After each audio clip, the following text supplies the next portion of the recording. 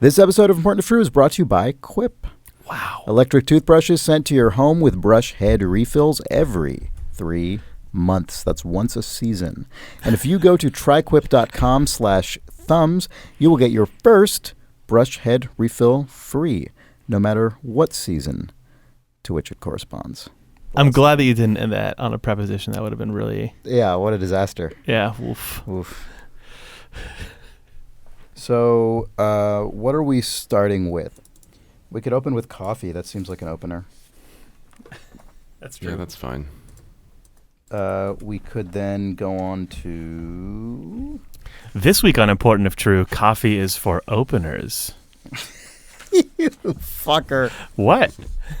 God damn it. It's true. Yeah, it is. All right. It's February 1st, I think. You'd better believe it. I mean, but I don't. You'd best start believing in February. You're in one. February 1, 2018. And this...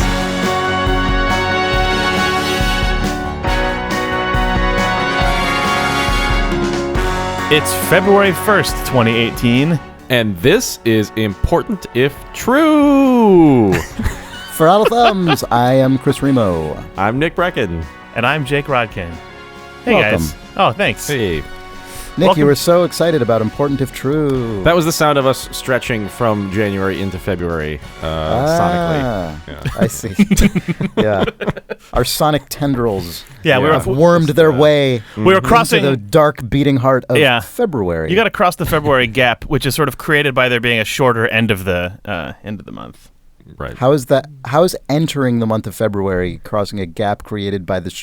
So you're saying It that sort of has to adjust. The months, February the is months like are a little So you're saying there's island. basically like an enclosure for each month that is the normal length of a month, and the month floats in the middle of that enclosure, and there's some kind of weird like temporal anomaly that serves as the margin. And as you Yeah. step Each through month. it, you sort of go like, whoa! like, whoa, you're like Important If True. Ooh, Mind I guess the we're gap. in February Oh, now. February. Ooh, shake Mind yourself off. the gap. Is that how you said it? Yeah. So how does that work with long months? Do they like butt into the previous month?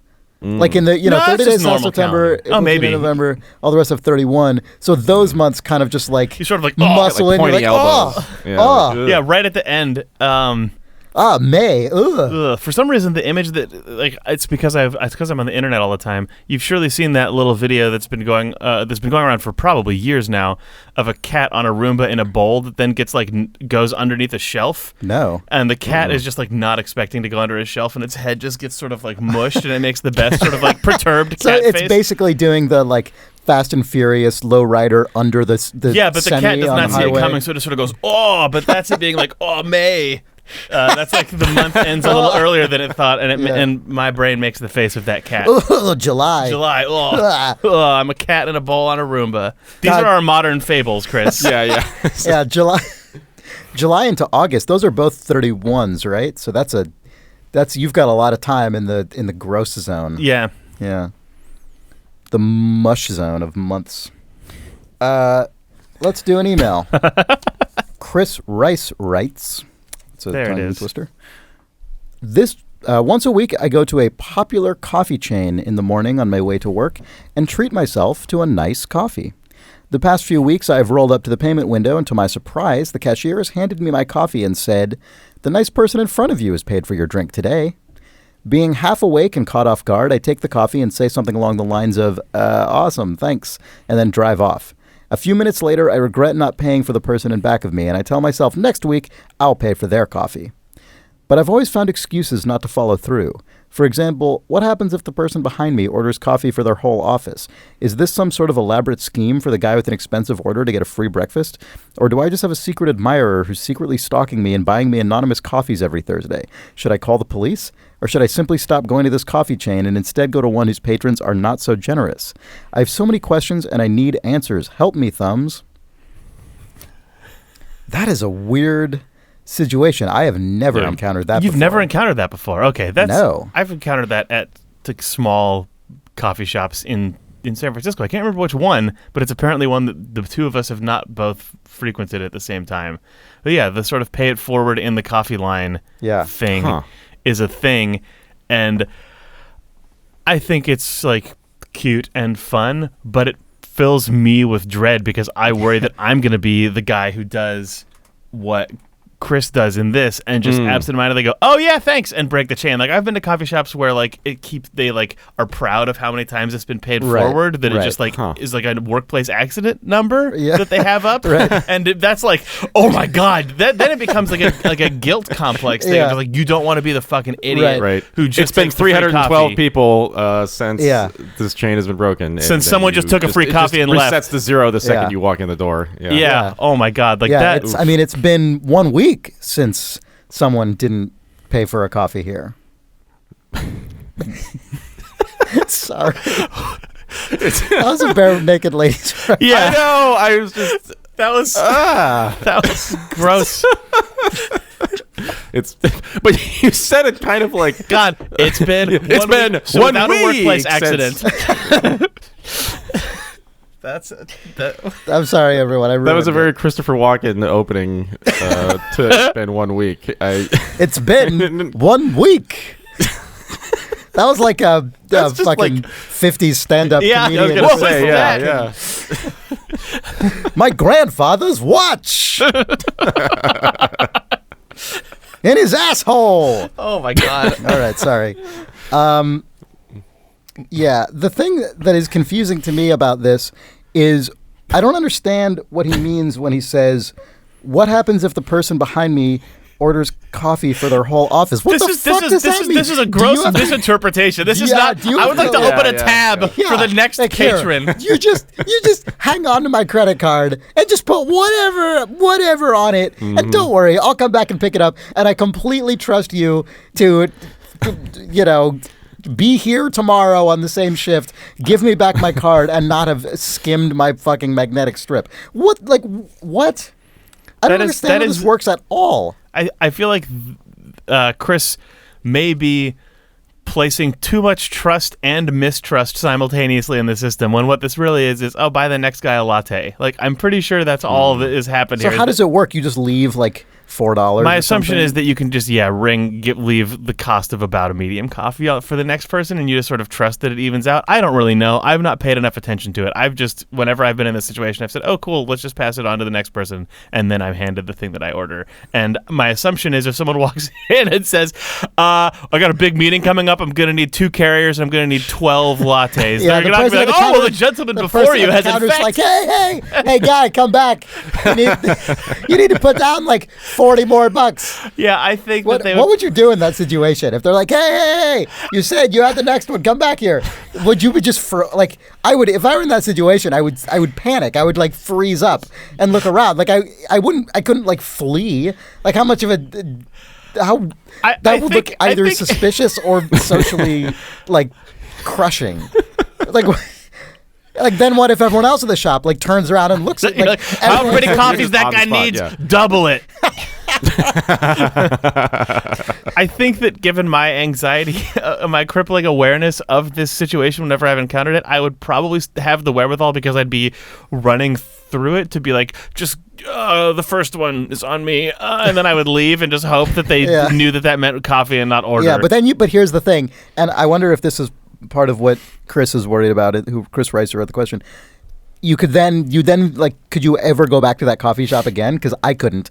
I mean, I think part of, when I read this, part of what freaks me out, I think vicariously for Chris, is that somehow you'd put yourself into some sort of situation by which you would basically self-forbid yourself from ever like returning to this coffee shop because you've created some kind of... For me, it would be that I broke the chain. The other way around would be totally awkward, where if I accidentally somehow like comped coffee for 12 people and I walk together like, hey, Mr. Moneybags, Mr. Moneybags, he just buys coffee for everyone. I'd be like, ha, ha, ha, yeah, I fucked that up. And then I would just order a coffee, I think, as opposed to being like, "Hi, can I get you a coffee?" is what like I would be said if I was the person who like 3 times in a row broke the chain because I was like reading Twitter while ordering coffee like a shithead and didn't notice that. Yeah. That. But I mean, that's what I mean. If you did that, then you're. Oh, if you do that, then you can't leave. go But back if you in. accidentally buy coffee for a workplace, you better hope that that's remembered somehow and that you were rewarded in kind. But you still go into the coffee shop because you fucked that one up. Yeah.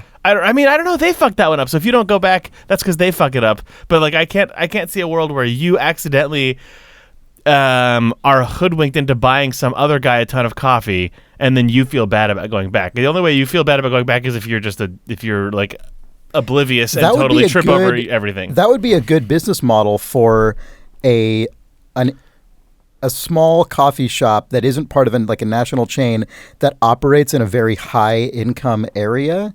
Would be basically training your staff to socially engineer guilt complexes into your wealthy patrons to get them to constantly be buying dozens of coffees for fictitious office workers behind them in the chain. What do you mean why? So you can make dollar bills. Oh, I see. Yeah, that seems bad. That seems like someone will eventually notice. Yeah, good point, Jake. It's bad. The thing I just presented, you're right. It's not actually an honorable business model that people should pursue. You're a good point. Well said. That's probably a bad idea in actual reality. What was I thinking? Bad one. I just feel bad for the people. Like, what if sort of a good actor gets exploited by this model, Chris? I have a sort of a separate problem with coffee. So, like maybe once a let's hear your problem with coffee. Well, it's not so much a problem with coffee. It's not really a problem, except that I'm horrible. So, I have mentioned, I think, before on either this podcast or Idle Thumbs or maybe both, that occasionally, so there's a McDonald's that is just on the corner of where I live, and maybe like once a week or so, maybe more, maybe like twice a week, I would say even, including most days that we record the podcast because I get up early. I go in there and I get a cup of black coffee. Pretty much the only thing I ever order from that McDonald's is a cup of black coffee. And so there's, if you go to any establishment enough, you will start to recognize the staff, and some of them will start to recognize you. And there's a very nice woman who works there who, after who knows however many times I went in there and ordered black coffee, she started to recognize me and do the thing that happens often in cases like this, where she'll ring me up before I even get to the register and be like, "Cup of black coffee," and I'm like, "Yep," and it's like, "Ah, cool! Like we know that this is what I order, and then here's my money." And I feel like there's almost like a bell curve that happens with retail employee familiarity. It's not a bell curve, never mind. It's like a branching, it's like a choose your own adventure thing that happens. And it's sort of, you could die? You start off and it's like, okay, you go to this place and you build up the familiarity with this, the staff of this place. And then it's like, oh, it's kind of fun. And it's like, you get the tiny little sort of thrill of recognition and sort of just like, oh, human beings who recognize each other and can like, oh, the regular, and you're like, got it. And then there's sort of a branching point that happens. And I think it can go one of two ways. And depending on the kind of personality of the orderer of the goods or services, either the direction it goes in is your sort of natural magnetism and charm and ease around other human beings makes this relationship bloom into a just like fun, ongoing, friendly time. That is you probably maybe learn the name of this other person and you greet each other and it's nice. Or if you're just like a terribly socially neurotic fucking disaster, the other way it goes is that something indetectable happens to spoil it. And the whole thing sours, and then you go in there, and there's this sort of awkward, like, oh, it's still this person. I think, and then you start to like conveniently not notice that the person is there. That's always me. I'm trash But Dana, my wife, you'll is guess, the other you'll direction. guess from the story which one of these I am. I know which one you are, and you hit on the exact detail that I know is the thing that I need to do and can never do, which is if you can learn the name of the person who's working behind the counter, I feel like you're golden, because then you can just be like, "Hey, Chris." Yeah. That's a good trick. That's fucking it. Like, who cares at that point? Then, as long as you can remember that, and I'm such shit at that. I'm shit at that with. Too. I'm shit at that with like my friends. I know, me too. There are people I've met probably a half a dozen times whose names I do not remember. I actually try now to sort of repeat a person's name under my breath multiple times too. after I meet them, so that I can try to remember it. Because like we both work in video game development, and like GDC, the Game Developers Conference, is coming up, and I'm excited about it because I always like seeing people. But there's also already the growing pool of dread that I'm going to just write off or dismiss or awkwardly forget huge numbers of people with whom I'm actually friends, either online or have like spent tons of time with them at previous events like this. But like, if I'm not at that level, that means that like the barista name remembering challenge, I've failed before I've begun. Yep. So yeah, whenever I go to like Pete's Coffee with Dana, my wife, it's a disaster. She's like, "Hey, Jason, da da da da da," and I'm like, "Gee, fucking how does this even happen?" And then whereas I've always just been like, "Yeah, the same coffee that I always get. please pay it forward to the next guy." Oh, Jake wants to pay it forward. Jake wants it over here. Pay it forward. Mr. Moneybags. Oh, my God. I do wonder, like, I've always, all of the interrogation of this system that you guys had earlier has made me question that I've never actually truly understood how this worked. And I wonder if you could... I was going to say, I wonder if you could just be a douche about this. Obviously, there's infinite ways you could be a douche about it. But I wonder if you start being specific, like if you start sort of being like an over-parent to the person after you, we're like, "Oh, really, you should get them like a soy latte." Right, yeah, you're like, "I will buy the next person's drink as long as it's an their almond drink. milk chai." Yeah. I've really gotten into that lately, and I think they'll appreciate it. Yeah. So then does it cancel out if the next person doesn't order that? Or does I think they're just like, "Oh, the person before you has ordered your drink," and they just give you something that you're like, "Oh, okay." Gross. Yeah. You're basically just ordering two of your own drink and giving one to the next person. Or you're sort of... But it's with a condition. It's saying...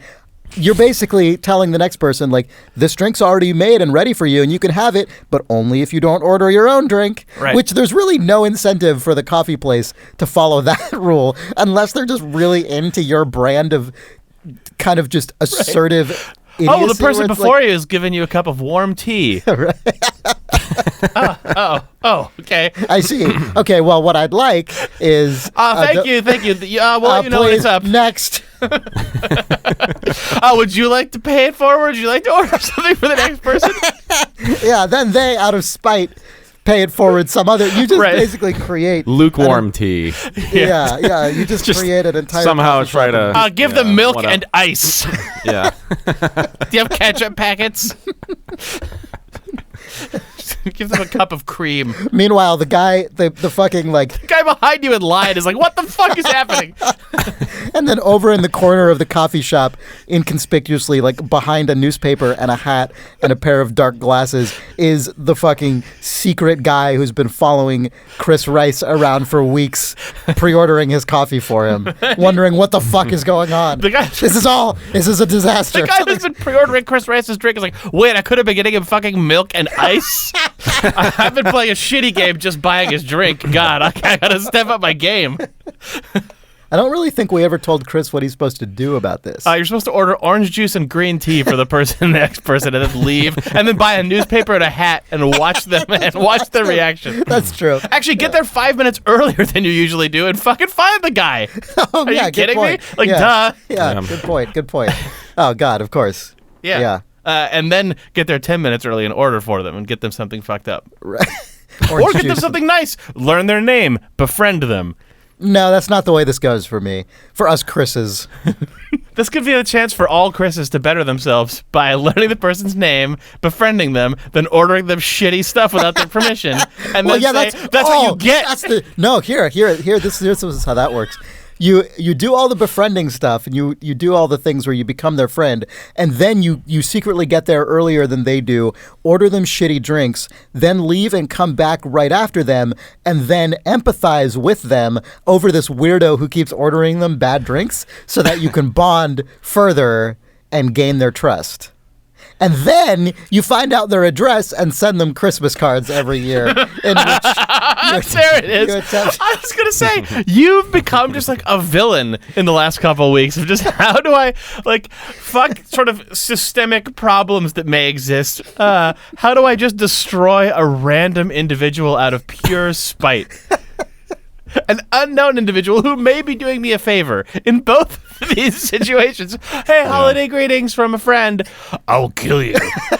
Here's a coffee. You don't even have to buy it. You son of a bitch. I'll feed you poison while pretending to be your friend. I'm just saying you got to cover your ass. It's true. Yeah. Warmest greetings. Warmest greetings. Nick, have you been hitting up those Tim Hortonses in Canada? No. Those God, Tim they're Hortons everywhere, coffee? though. Yeah. People love their Timmies. Is that what they call it, really? Yeah, it's really gross. God, that's such a thing because when I was living in Boston, people called Dunkin' Donuts Dunkies. That's too bad. Yeah. Is that a segue into Uncle Dunky? Yeah, this sounds like the name of it. Is this a segue to talk about that comedian that we got that email about? What? I don't know what you guys are talking about. What? The one email that we, for some reason, all refused to read because of its subject line? No, I literally have no clue what you're talking about. Uncle Dunkies? Is this real? Or are you guys just it's a real email. Yeah, are you kidding me, Chris? We talked about this. We talked about this at length yesterday, where we had like dozens of emails that came in, and then we all started reading them to populate what we're talking about for this week's episode. And for some reason, Unky Dunky the bologna slicer was the only email that we didn't talk about. And I took a screenshot of it being the only thing unread in a sea of emails, where for some reason we all sort of just like slid off of clicking on Unky Dunky the bologna slicer.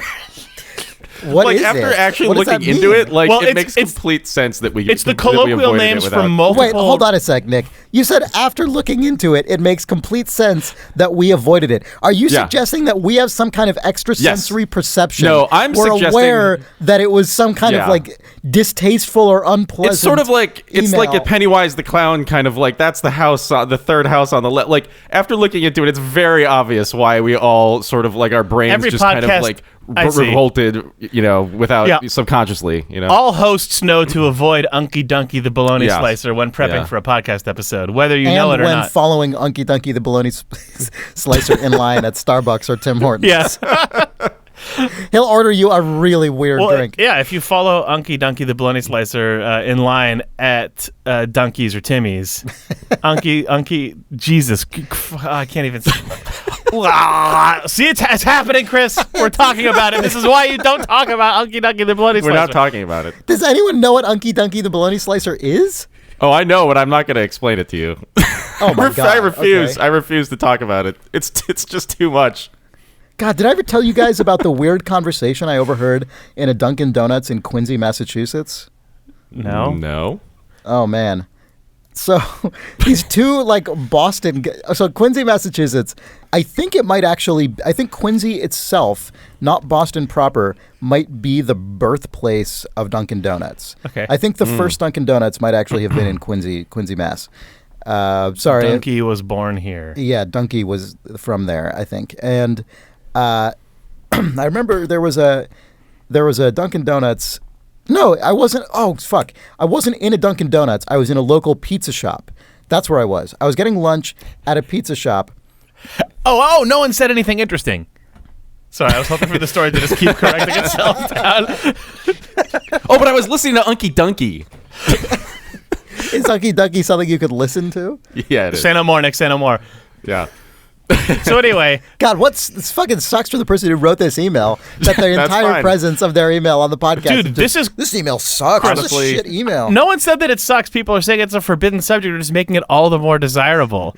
This is just building it up. Yeah, the forbidden fruit of Unky Dunky. Unky Dunky. No, we're just going to link it in the show notes so people can figure it out. Oh, okay, that's fair enough. Yeah.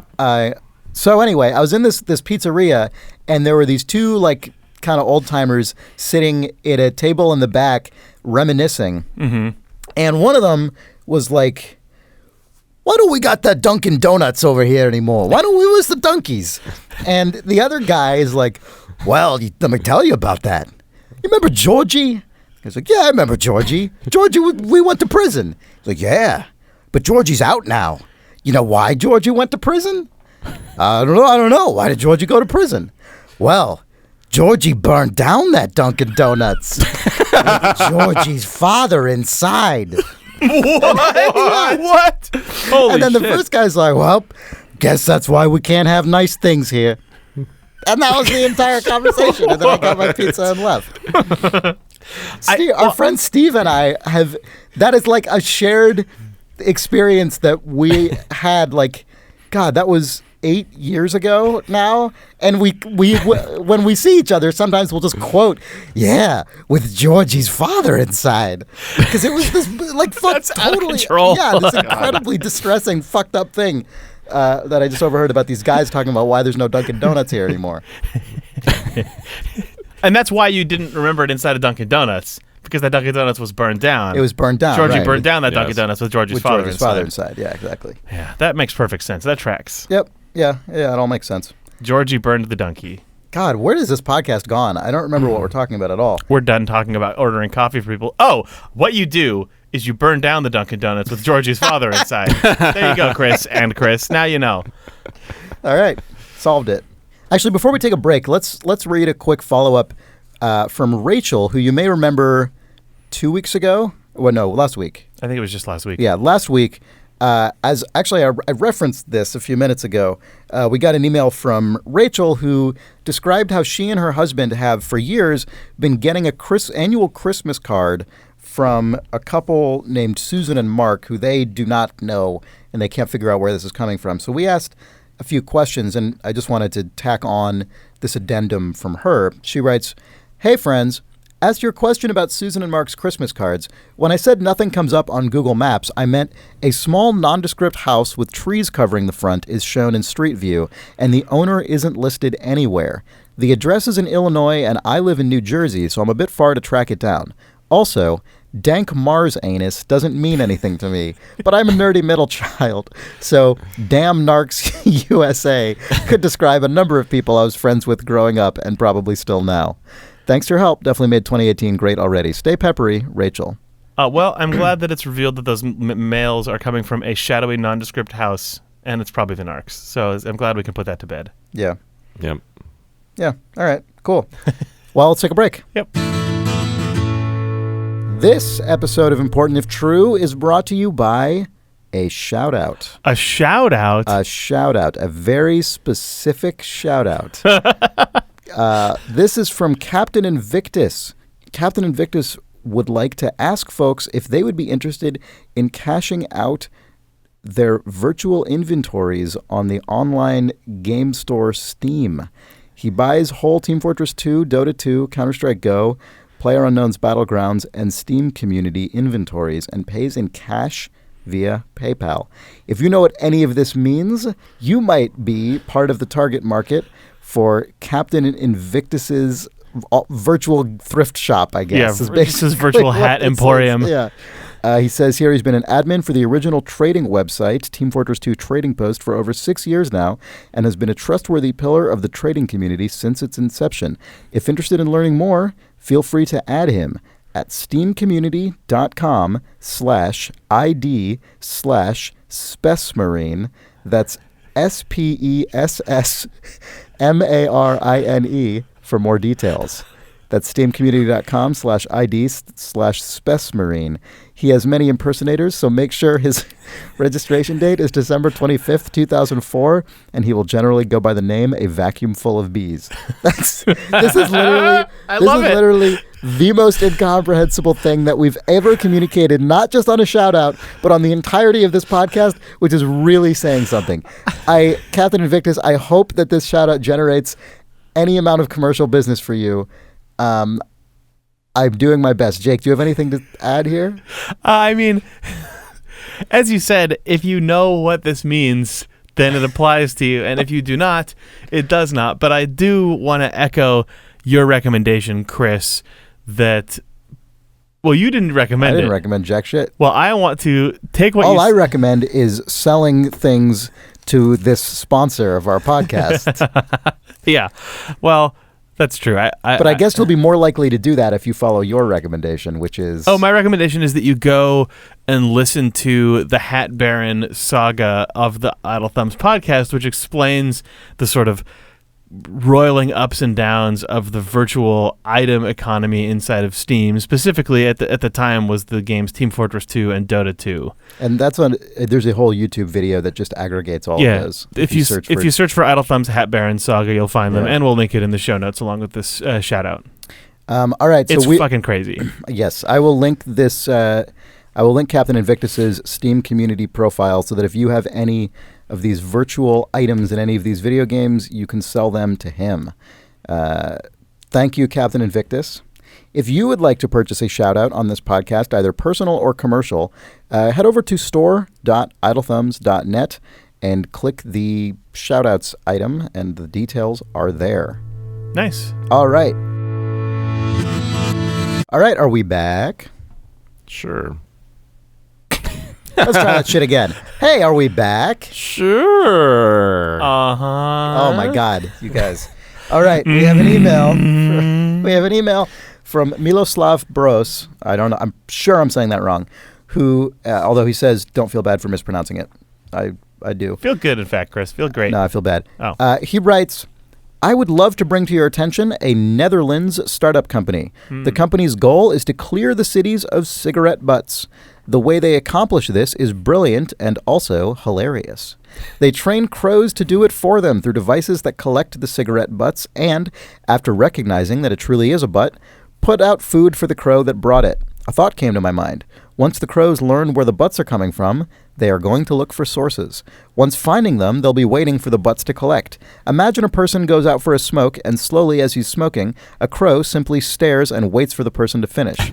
Also, the company is called Crowded Cities. Crowded Cities. Also, the device using to train crows is called the Crowbar. Here's the link, crowdedcities.com. Hope you'll find it at least half as funny as I did. Miloslav Bros. Don't feel bad for mispronouncing it. I do. Yeah. This is amazing. You love it? I mean, I'm really impressed Okay, I don't... It's not clear to me if this works, but I know that it can work because apparently the project that inspired this is an American guy, just an individual guy. Oh, you're talking about the crow vending machine? Yeah, a guy who built a whole apparatus to train crows to bring money, to like find coins in the world and then bring them into a box, and then upon doing so, the crow is rewarded with food. And the way that it... Are you talking about Josh Klein is the guy who did that? Probably. I think? Yeah, he did a TED Talk on this, and it was also on a couple podcasts, and like there were NPR stories about it and stuff. Okay. So like, okay, it was a thing in like 2008. 10 years ago. Seriously? Yeah. Wow. The thing that amused me about this is that the European version of it is like a social project for good that aims to clean up the streets, and the American version of it is, I have money now because crows brought it to me. Chris, let's be clear here, because the European one that is for the social good is actually probably intending to live off the teat of the socialist government by getting people to sign up to put these in every city.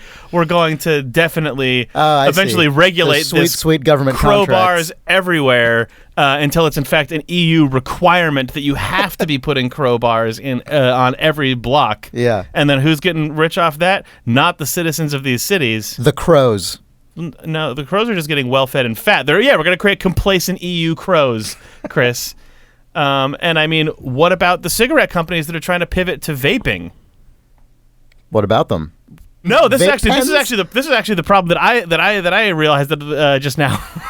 Oh my God. Okay, so this is interesting. We know that crows are very intelligent creatures. Yeah. We're training crows to crave cigarettes as the way that they are given their source of food. Oh God! Cigarettes you're going to create chain-smoking crows? No, cigarettes are getting are slowly sort of fading out of culture in a lot of ways in favor of like vaping, e-cigarettes, whatever. What if crows start finding ways to get people hooked on traditional cigarettes again? They say crows are amazing problem solvers. Yeah, like what if crows like a crow just like glides down to your windowsill and just drops a cigarette there, just suggestively? Drops a full unused cigarette, knowing it's like the thing only takes butts. Another crow Smoke just this. flicks a lighter somehow. Yeah.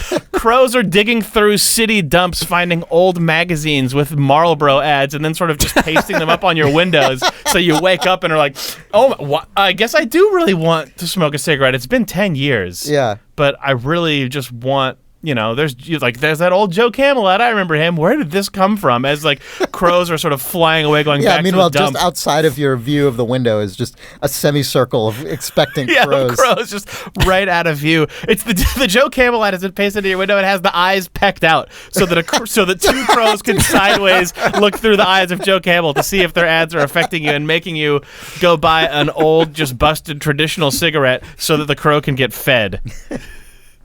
I'm worried about the weird life cycles that we're going to create here, Chris.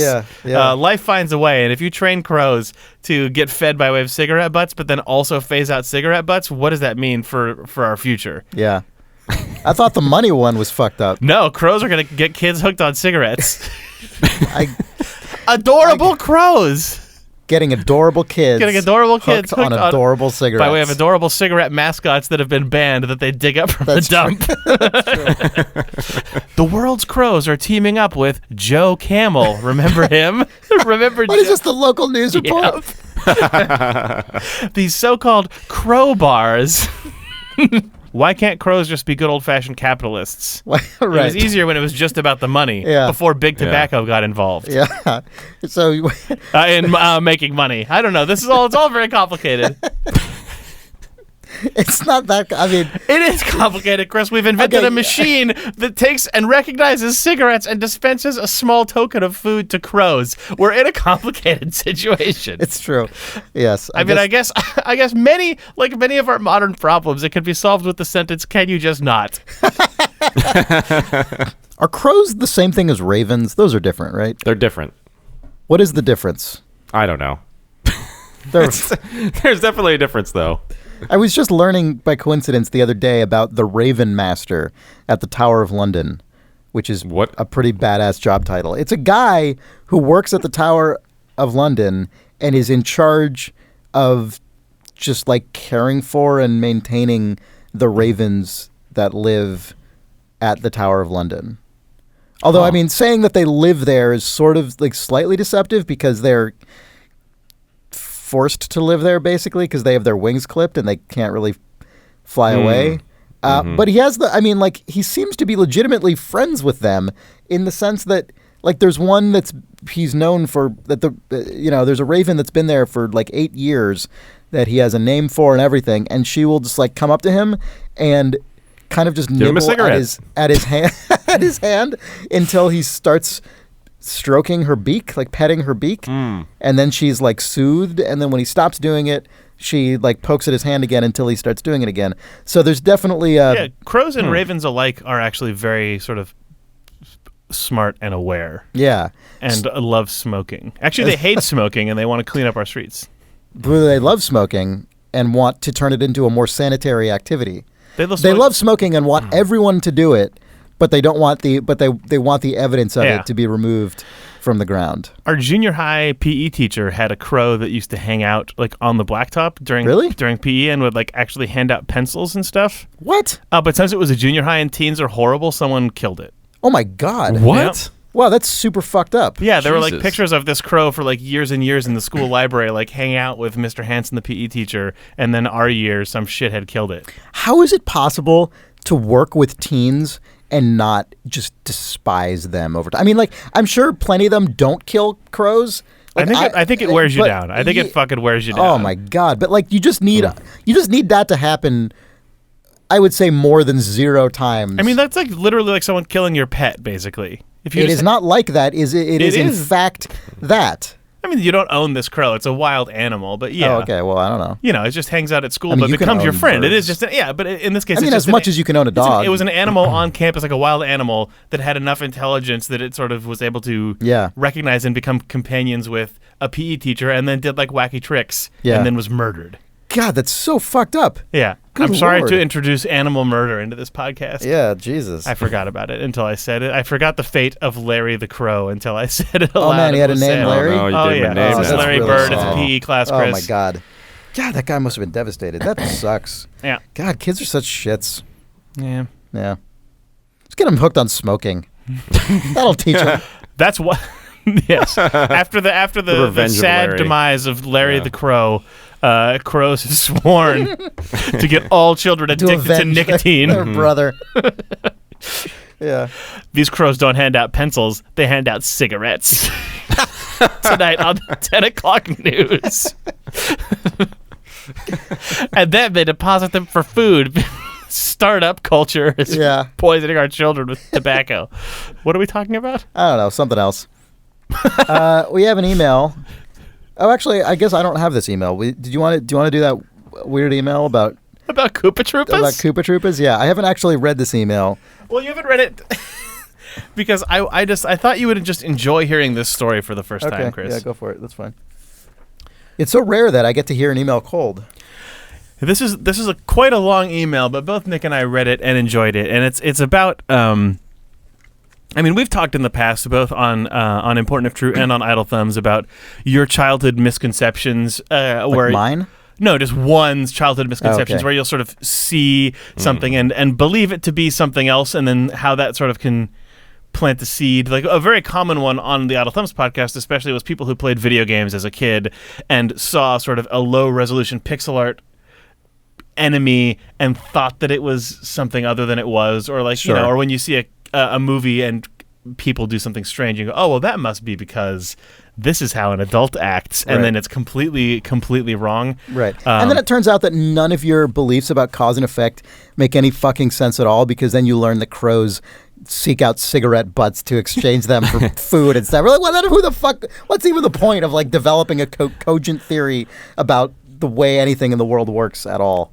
You're getting dangerously close to just saying that everything's fake news, Chris, and I do not subscribe to that one bit. So. No, I'm just saying everything is so inscrutable, and like so many, we have mastered enough systems that we now just engage with systems beyond our ability to Chris, any longer this is why you them. must strive for the truth above all else in uncertain times. That is why you need to disguise yourself with a hat and sunglasses and order someone a shitty drink, and it's also why crows need to cut out the eyes of Joe Camel. I believe that we are doing a public a great service in these confusing times. Fair enough. Yeah, we're figuring it out. So let's listen to this story written in by A.D. Through a series of misunderstandings and strange associations, I decided as a child that the Koopa Troopa turtle from the Super Mario Bros. Video game series had the character of a tragic Southern belle, like Blanche Dubois in Tennessee Williams' A Streetcar Named Desire. I unconsciously carried this idea of the character for 2 decades. Okay, hold on. I have to immediately like. This is the summary. This is just the abstract. We'll get into the entire. Okay, but even before we get that far, I have to like. There is even in this, there's already a sort of positioning as of any of these fucking creatures as characters that have any amount of interiority or backstory that is already totally foreign to me. That is already something that I never, like when I saw the little pixel people run around on, it never, okay, this is probably a failing on my part rather than anything else, but it would never have occurred to me to be like, why is this person here? Because, or the thing, creature, whatever, because the only relationship you have to them is you jump on them and murder them, and I feel like any attempt to infuse them with humanity or any kind of like tragedy is just makes the whole experience so fucked up. I know. You immediately have to murder all of the ones you see. I know. It's even easy to accidentally murder them. If you even tap their heads, they're dead. But what if, Chris, murdered. You were a person who believed that they had the character of a tragic Southern belle, such as Blanche Dubois? That is impossible. That is an impossible conclusion to draw. And then the follow-up sentence to this abstract being, I unconsciously carried this idea of the character for 2 decades before I ever questioned or unpacked how I had arrived at such a weird thing. What? This is literally impossible. It's so good. Are you ready to hear why it is possible? I guess. Sure. Fucking why not? Crows. It's entirely possible. Seeking cigarettes, shadow economy, coffee detectives, whatever. Fucking sure. I have since figured out this all started with the first time I played Super Mario Brothers. I was probably about 4 or 5 years old. My friend Mike had just got a Nintendo, and I went over to his house to play it. His mother came into the room while we were playing and was asking us about the game. She pointed at a Koopa Troopa and asked why we were jumping on that woman. We were confused. Okay, oh, great. Sure, whatever. Go ahead. We were confused by this, and she explained the turtle looked like a woman wearing a bustle, a dress with a back part like a fake butt.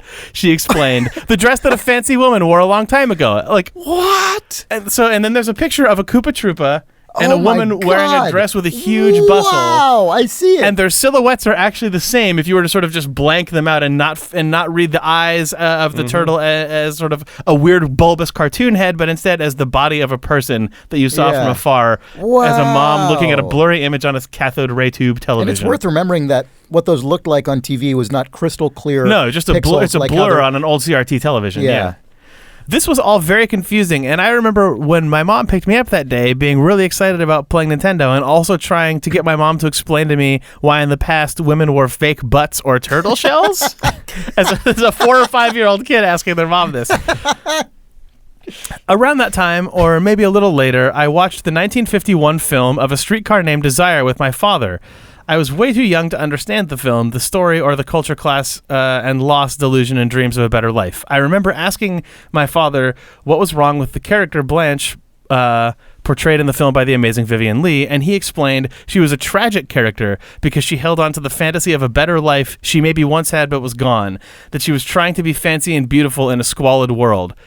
I was probably like 6 years old at the time and couldn't really process any of this, nor should I have been able to. What did happen, I think, is that in my mind, the character of Blanche Dubois and the Koopa Troopa merged. This sort of regal and delicate sadness of a quote-unquote fallen Southern belle, I somehow unconsciously thought this was the backstory of the turtle enemy from Super Mario. But honestly, in the strange logic of the Mario universe, where the Italian plumber fights turtles and plants in a fantasy kingdom of mushrooms to save a princess, a tragic backstory for the turtle enemy might kind of fit into that logic. I'm aware of how crazy this all is now. No, I mean, it kind of makes sense. And I mean, that character just endlessly wanders this world in a complete equilibrium, kind of sort of status quo, until this rampaging, murderous plumber just busts in. It's like, hey! Just destroys them. Fuck you, and all that's left is the shell or the bustle, which is sort of the symbol of upper class attire. Right. Anyway, again, I don't know if I ever spoke this out loud to anyone, but I definitely had it in my mind as I played all the games in the Mario series. There was something proud and tragic to the Koopa Troopa, especially in the original Nintendo Mario titles. The red turtle... They really didn't keep up with the red turtle walking back and forth on a lone platform. The green one walking directly off a platform into a pit. Oh my god. The way the Koopa Troopa's eyes spun when it hit a banana peel in Mario Kart. I remember thinking of the character this way all throughout the Super Nintendo games. And I remember the way that Mario shouted mendacity at the Koopa Troopa as it walked by.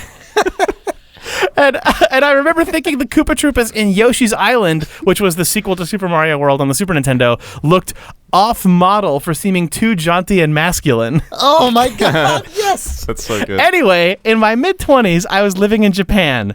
The sort of Proustian Madeline moment where I unpacked this nonsense happened like this. My girlfriend's little sister was showing me a Koopa Troopa keychain she had just bought. Oh, man. And when I saw the Koopa Troopa, I said, oh, poor thing, feeling sympathy for the tragic Southern belle. When she asked me, why poor thing, I started to formulate in my mind how to explain. This conversation was happening in Japanese. You can see this was a small child. She may not be prepared. She may not be able to grasp the nuance of the Koopa Troopa character, the tragic Koopa Troopa character.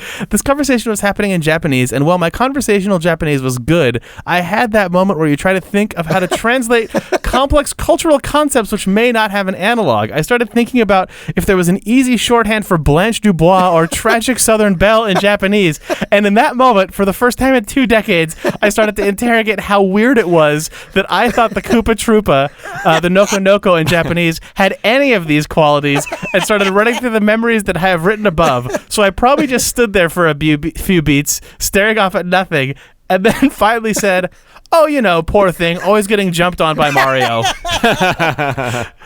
Later, I learned in fandom and fan communities there is a thing called headcanon, where fans of a thing write their own backstories, etc. for characters, but that seems like a conscious creative effort, whereas my backstory for the turtle just seemed to happen organically, and I'm mostly surprised. This is a way better version of headcanon. Yeah. This is so much better because you actually believe it to be true, and not only because you want to. Yeah, I'm mostly surprised that I believed it for so long without questioning. So, and then their question is, have you ever inadvertently found that you made a complicated backstory for something without any conscious effort to do so? I don't care if either of us ever have, because no way are we going to get within like 400 million miles of this amazing, perfectly formed slice of human existence. That's amazing. That's incredible. Yeah. I love this. Good. I'm so glad I didn't read this ahead of time. Yeah, what a good email. Oh, that's unstoppable. Yeah. Oh. God, the opening that just where it's like, I dare you to believe that, and you're like, there's no way this tracks. Just get ready. Yeah. Because every detail creates just the most perfectly formed little diamond of just nothing. Yeah. Oh, that's amazing. Oh, poor thing. Yeah. Oh my God, the moment where he's sitting there talking to this little girl is also just astonishing in its crushing humanity. I love that it's the effort of trying to translate your own weird emotional construct about this character into another language that makes you go, wait. For a small child, especially. Yeah, just who would have a difficult time understanding this, even given complete fluency. Right, whereas it happened to you language. Completely organically as a child. Yeah. Yeah, it's great. Well, no, it didn't happen all at once, though. But I mean, it was built up, but it seems like a natural thing to understand. Yeah. And then how do I explain this to a child the way that I, as a child, understood it? Oh, actually, this is nonsense. This is. But the thing that's wonderful about it is that it's also, he experienced his own tiny tragedy in that moment, as his beautiful story of this character was crushed entirely in his own head due to his own self-reflection. Yep. In his attempt to communicate it to another human being. Yeah. Everything about this is extraordinary. Yeah. I can't handle it. It's good. I love it. Fantastic. Who wrote this to us? They're just listed as AD. Thank you, AD. Thank you, AD.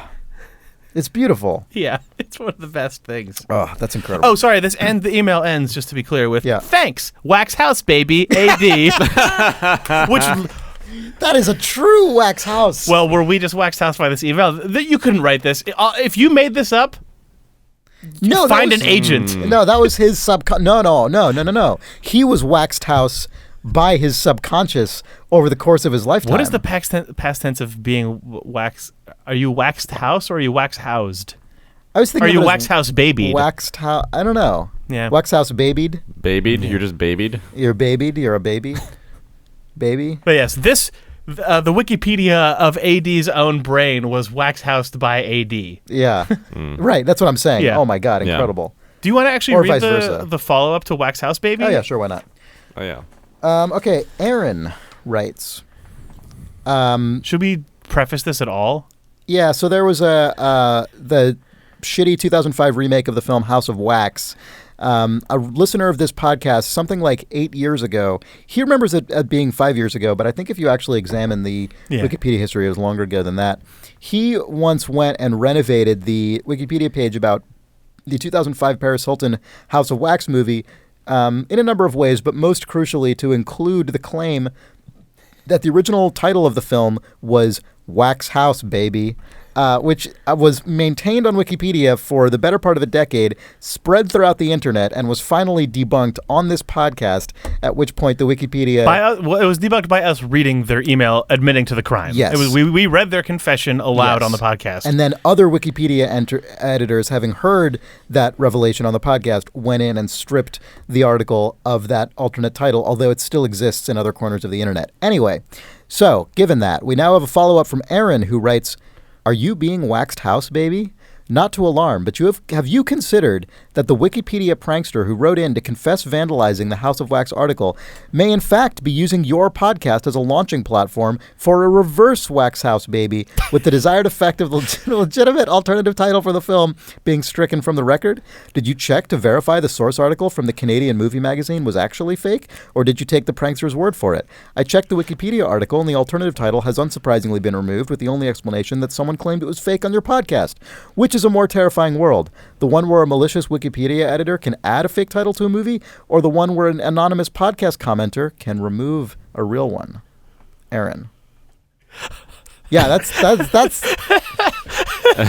I mean, I feel like my brain has been expanded across multiple axes in this episode of this podcast in ways that I don't necessarily enjoy, except for Blanche Dubois, which I love. Yes. Whom I love. And the Cooper Troopers, who you now see as a tragic Southern Belle type character. Yes. I really enjoyed this email, and the fact that none of us, nor the Wikipedia editors in question, actually went and verified the source. Yes. You can look You can look up... Nick tried to. Yes, you can look up abstracts of what is in that issue, but the full contents of that issue are not online. So no, this cannot actually be any more definitively verified than the initial Wikipedia edit. So... I mean, the even more intense Wax House is that this was a real thing. Our vandal put it in there, and then the same person years later decided to just create a new prank as of now, which is that this real title is fake. Right. And they are outing themselves ostensibly as the perpetrators of an original prank, but in fact, this is the prank. I mean, that's the even more long con version of this. Yeah, they've changed the rules. Yeah. Wax House, baby.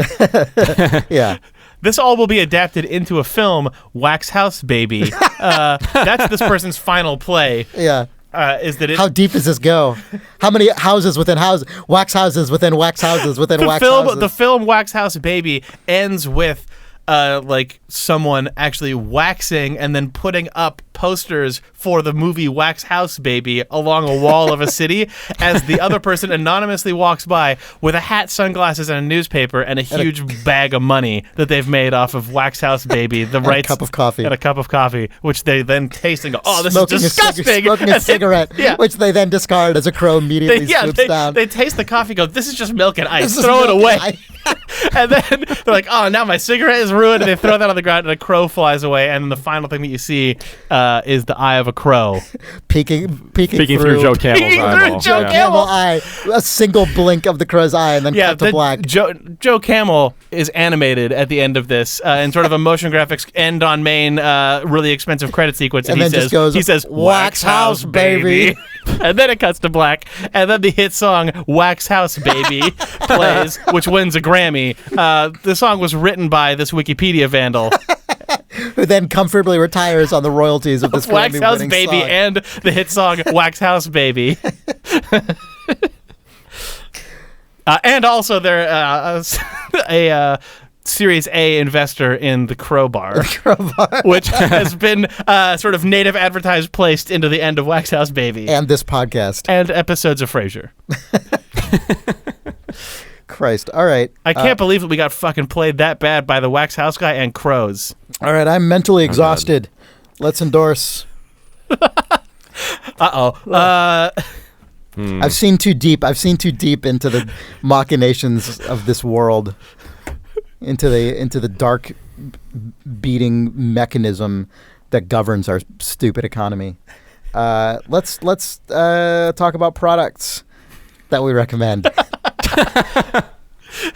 Cigarettes. Come up with one. I'll go first, actually. Okay. I am going to. So maybe a week or two ago, on Twitter, I in a just like fit of frustration, I posted asking if anyone knows how to block unknown callers on iOS.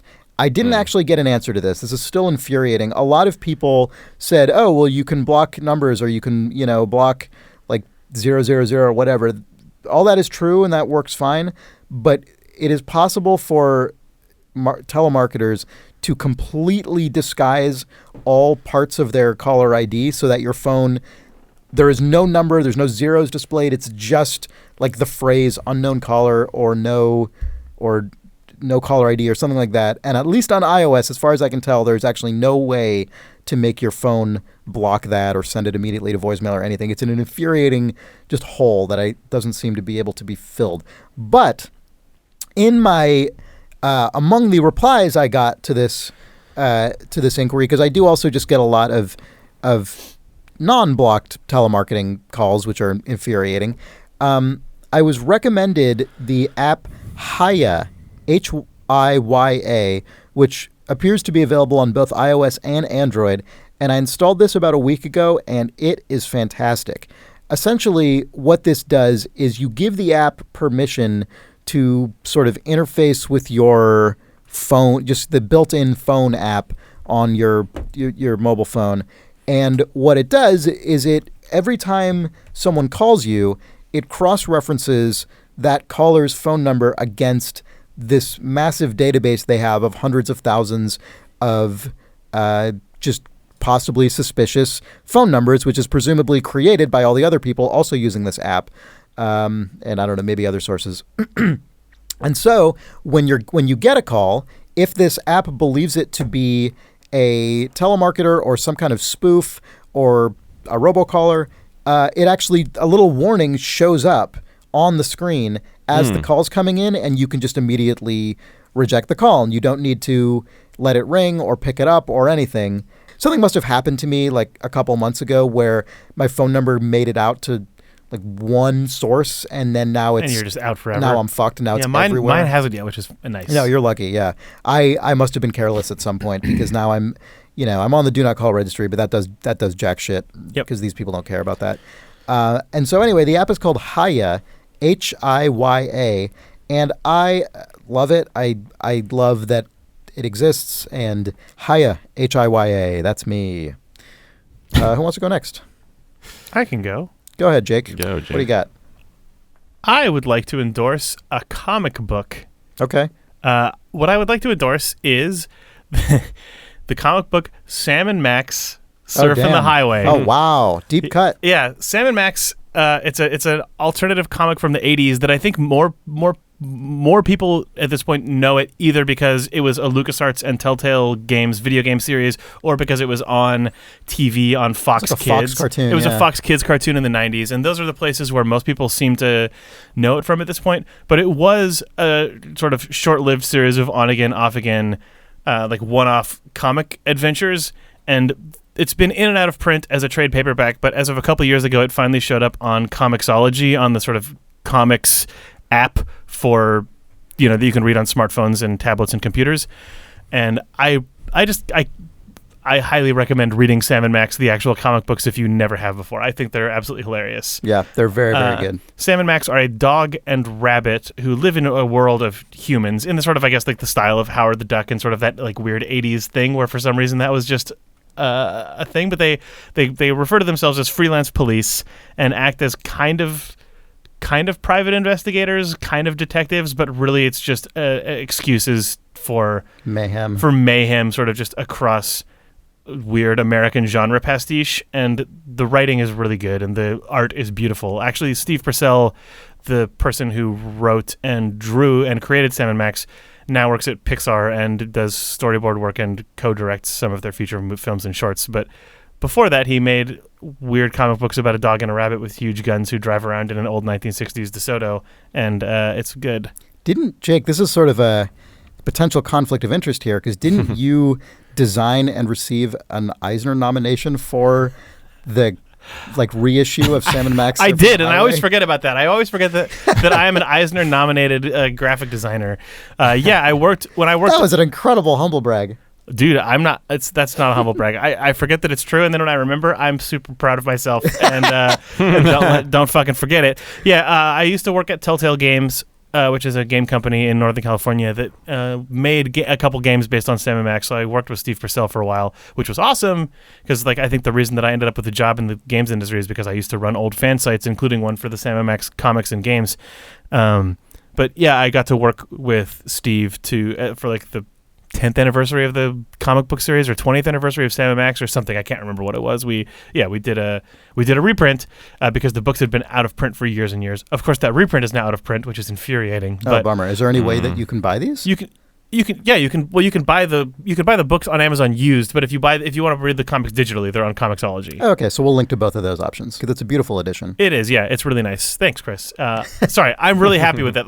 As someone who grew up, really nice book. As someone who grew up loving those comics and the video games, it was so awesome to be able to actually design the cover for, and then we got all the original scans and all the original 4-color separations back from the first printer, and then had to go in and either rescan or use their scans and do all the cleanup work, because even 10 years later, that book had been printed entirely optically. Yeah. And then we were doing it all digitally, and it was fun to get to just noodle on super high-res versions of all of this comic stuff that I liked as a kid. Anyway, Sam & Max is good and funny. Read it. Cool. All right, we'll link to all that stuff. Nick, what is your endorsement? I am going to endorse a web service called Sync Sketch. Called what? Sync Sketch. Sync Sketch? SINK or SYNC? SYNC. Oh, okay. Sketch.com. Okay, that makes more sense than what I was thinking. It's a really simple service that it allows you to upload an image or a video file. Oh, it's an RSS? Sorry? Chris. Oh, I see what you're doing there. Okay, yeah. RSS stands for really simple syndication. Yes. It's true. For real. We know, Chris. RSS FR. Uh-huh. Really simple syndication, for real. Okay. Please continue, Nick. Sync Sketch is a very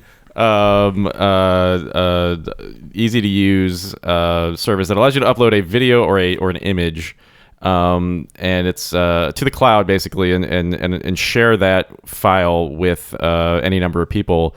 You can all be viewing the file at the same time, and if it's a video file, the scrubbing through of the file will actually sync to whoever is actually controlling it at the time, and then you can just sketch on top of any frame in the video file. And so for things like animation or like graphic design or what have you, you can just have a really nice free way to just share those files between a group of people. I was using it because I had a couple of weeks where my girlfriend Janelle, who's an animator, was just as a hobby kind of teaching me animation basics. And during the day she was at work, and so if I was just noodling on something at lunch, I would just put it on Sync Sketch, and she could get, you can just go through and every couple of frames just draw in a note or just a sketch over top of the frame. And it syncs with audio as well, so as you're scrubbing through, you can kind of see what the other person's doing. It's a very specific endorsement for, a lot of people aren't going to find anything useful to, get out of this. But if you do anything where you need to collaboratively share something with people who are remote, that is in, just a piece of design or animation, it's really nice and free and easy to use. That's cool. So, never heard of that. Yeah. That sounds nice. Very that sounds really cool. Sync Sketch. All right, we'll link to that as well. Okay. That, I think, wraps it up for this week's episode of Important If True. Thank you for joining us. If you would like to send us a question, if you need our help or our advice, you need us to solve a problem for you of some kind or whatever else, go ahead and email questions at importantiftrue.com, and we will do our best. If you go to importantiftrue.com, you can see where to subscribe to this podcast, how to find the forums for each episode, and just all the other kind of information about where we are on the internet. And if you'd like an ad-free version of this show, head over to patreon.com/importantiftrue, where the details of that reward and more are explained in detail. If you do like the show, please tell a friend. Tell a friend on the internet, in real life, through some kind of archaic means like sending them a letter in the mail. explaining why it's a good podcast. I struggle with that myself, so good luck to you. But, maybe you'll figure it out. And that's it. That's all we got this week. For Idle Thumbs, I'm Chris Remo. I'm Nick Brecken. I'm Jake Rutkin. Stay spicy.